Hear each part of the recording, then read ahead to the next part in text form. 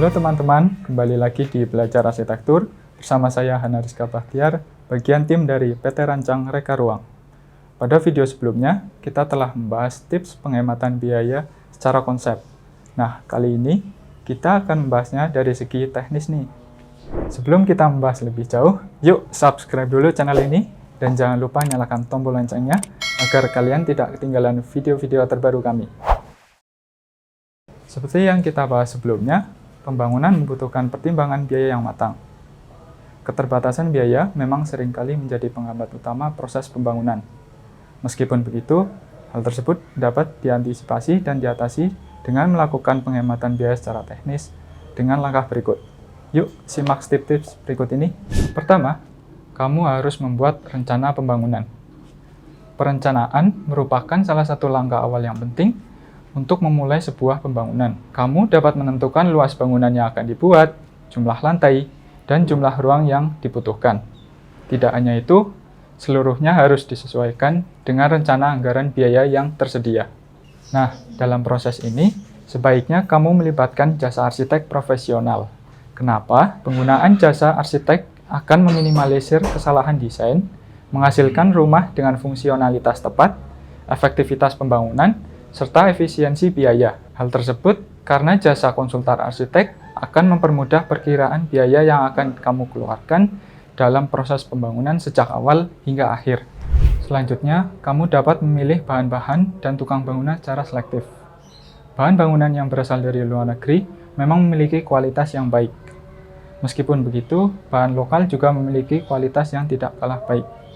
Dalam hal ini, kamu perlu mempertimbangkan pemilihan bahan material sesuai dengan budget yang telah dipersiapkan. Selain itu, kamu juga dapat memanfaatkan bahan bekas untuk lebih menghemat biaya. Misalnya, membuat rangka atap rumah baru dengan rangka atap rumah lama yang masih berfungsi dengan baik, dan sebagainya. Selain itu, pemilihan tukang dalam pengadaan sebuah bangunan merupakan satu hal yang penting untuk dilakukan. Hal tersebut karena seringkali pengadaan tukang akan menguras banyak biaya.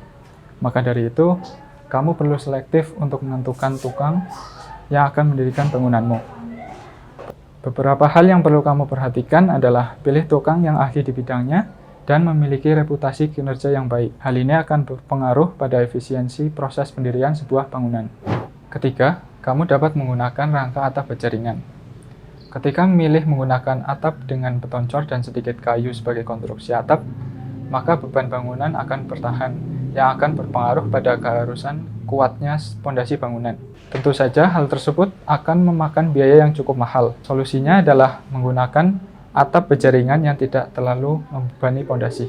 Atap ini juga memiliki cara pemasangan yang praktis, sehingga menghemat waktu proses pengerjaan bangunan. Sehingga biaya yang dikeluarkan untuk membayar pekerja bangunan pun akan berkurang. Atap bermaterial baja ringan juga dapat membantu kamu menghemat dalam biaya perawatan rumah di masa depan, karena rangka atap ini memiliki ketahanan yang cukup tinggi dari kerusakan. Keempat, membuat dinding tanpa finishing. Ketika dana yang kamu miliki semakin menipis dan bangunan masih membutuhkan proses yang lebih, kamu dapat membiarkan dinding interior dan eksterior tanpa finishing. Langkah ini akan membuat kamu menghemat banyak biaya, karena tidak perlu melewati tahap hingga pengecatan. Kamu tidak perlu khawatir, dinding dengan semen polos yang dihaluskan merupakan gaya industrial yang tengah digandrungi oleh banyak orang, sehingga bangunanmu tetap akan tampak menarik. Nah, gimana teman-teman tips-tips yang tadi aku kasih? Semoga membantu kalian dalam menghemat biaya pembangunan secara teknis ya.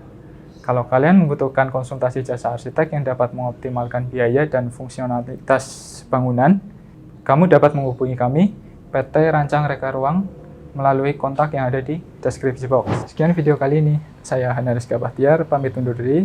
Sampai jumpa di video selanjutnya. Dah.